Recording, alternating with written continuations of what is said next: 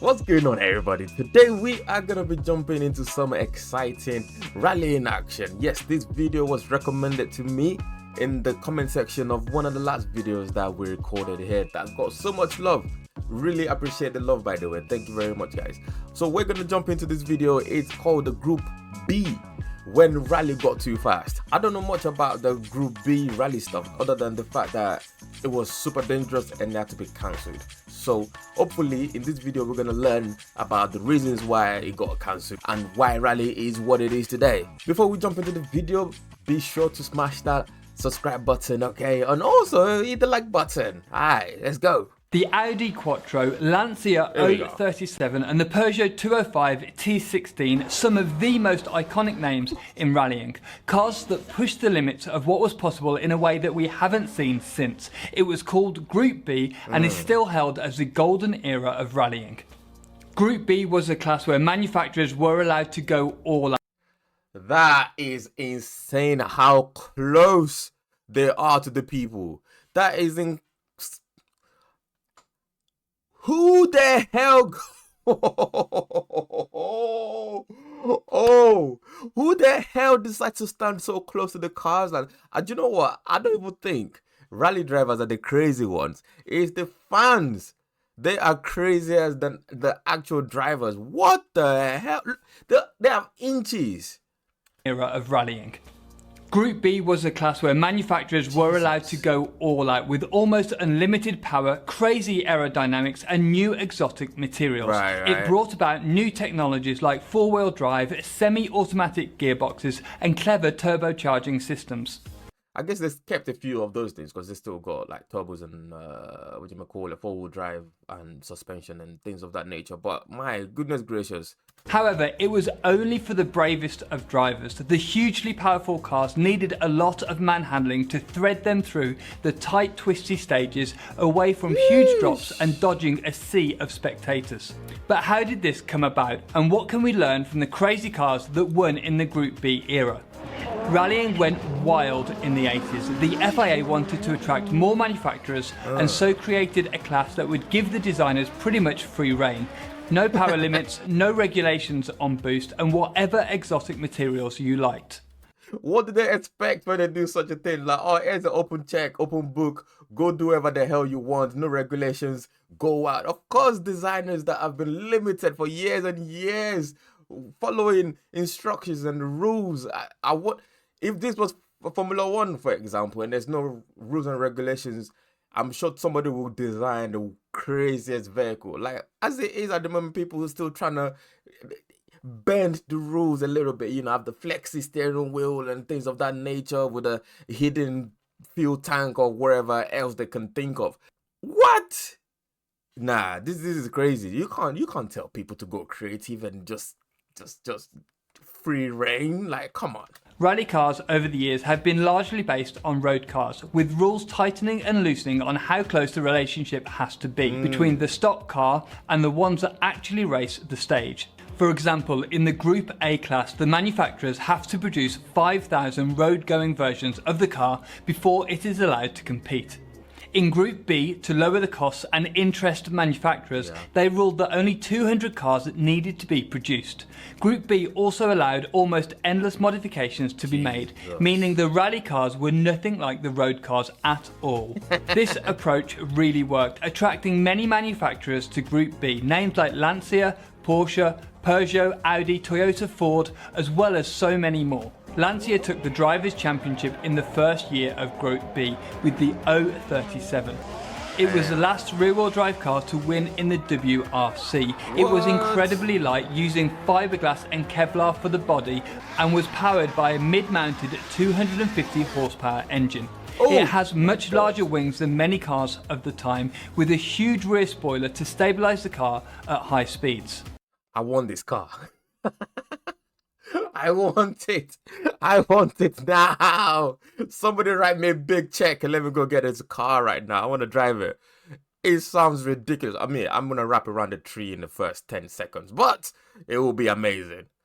It was supercharged to avoid turbo lag, and it was incredibly quick on the tarmac stages. However, it wasn't quite as quick on loose surfaces. Right. So in stepped Audi with the Quattro, one of the most innovative rally cars of all time, a true game changer.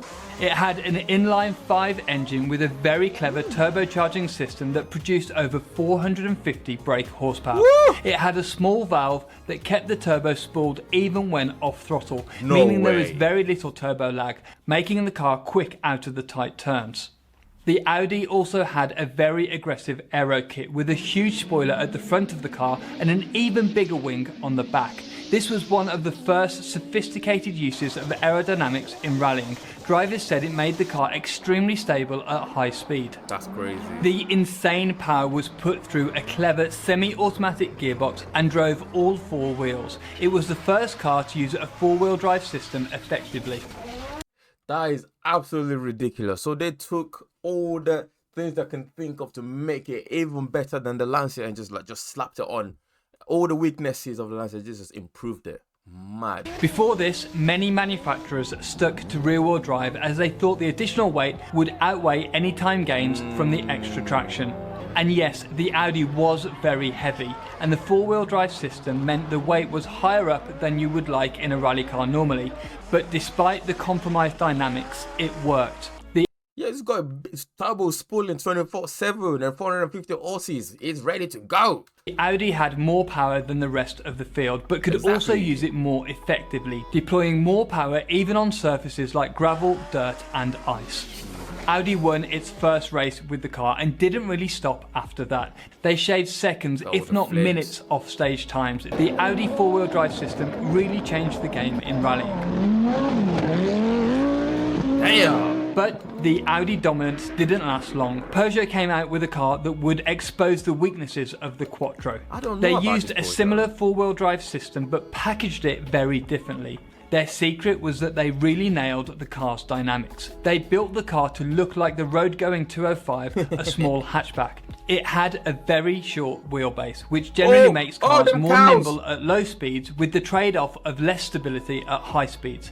I thought there was gonna be steak on the road for a minute there, but no, they survived. However, rally stages are often so tight and twisty that this strategy paid off for Peugeot.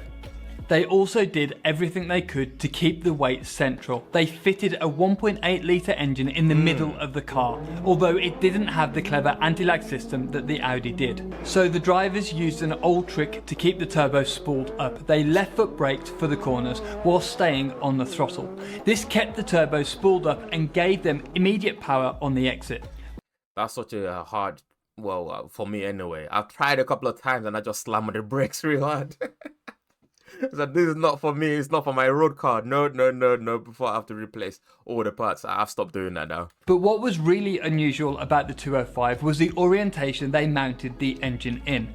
Normally, race cars have longitudinal mounted engines with the crank parallel with the direction of the car. Right. However, Peugeot fitted it in a transverse orientation, and instead of mounting the gearbox below the engine like in the Audi, Peugeot mounted it to the side. This meant that the majority of the weight in the car was between the two axles and could be mounted lower, making the car much more nimble and responsive in the corners. Low centre of gravity means the car doesn't roll too much, and if it's in the centre of the chassis, the car is easier to rotate in the corners. The 205's weight distribution wasn't 50-50 though, it placed around 60% of the weight on the rear wheels. In simple terms, rearward weight distribution promotes oversteer and frontward weight distribution creates more understeer. This rearward bias meant the car was easier to turn in and control through the turns. You can really see this if you watch the Audi through the corners. The Audi was very front heavy and produced a lot of understeer. The drivers are trying to neutralise this with the throttle, but they have to correct the car several times through the corner. The Quattro understeers, then oversteers, then understeers again through a turn. The drivers really have to wrestle it through the corner. I guess that's why they prefer the rear-wheel drive to start with, because you could just chuck it like just a boot full of power to send it back end loose and then drift it out, right? Quattro was by no means an easy car to drive. Now look at the Peugeot. There is one smooth input on the steering and the car looks much more balanced and easy to drive. There is no wonder it was quicker. It's incredible to watch as these drivers control the car when at crazy speeds on tight and twisty rally stages. Also not forgetting they are threading the car through a sea of spectators on the stage. But why are the fans allowed to be so close? Yes, why are they allowed to be so close to the damn road? Jesus. To the cars.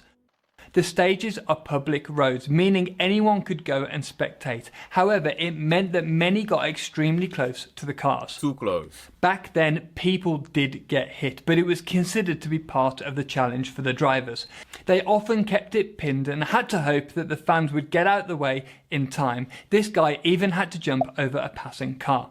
Many manufacturers understood that Peugeot's approach was the way to go, all producing smaller, short wheelbase cars with all the weight in the middle. MG created the Metro with a distinctive boxy shape and a huge front wing, and the Renault 5 took a similar approach too. However, it was Lancia that did it the best. They finally scrapped rear-wheel drive after being uncompetitive all year, so they created the Lancia Delta S4, a short wheelbase four-wheel drive monster.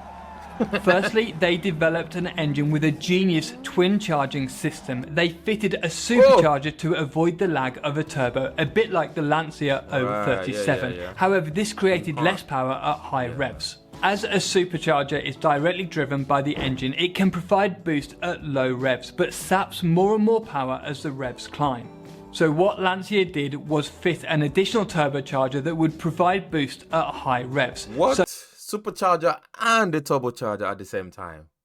Alright, Lancia, alright. So low-end boost was provided by the supercharger before cutting out and letting the turbo take over at higher revs. Oh, that's interesting. This meant the Delta S4 was amazingly powerful and had the grip to put it down onto the stage. It took many wins before eventually bringing the Group B era to a close. This era of rallying was amazing to watch. Incredibly fast cars and amazing drivers all pushing to the limits of what's possible. There were different winners every year and cars that looked remarkably different with incredible engineering. I thought the era only lasted a couple of years, you know. I didn't think it lasted this long because it seemed like there were several iterations of these vehicles and different manufacturers coming up with different ways of exploiting the goddamn technology that is available. That's crazy.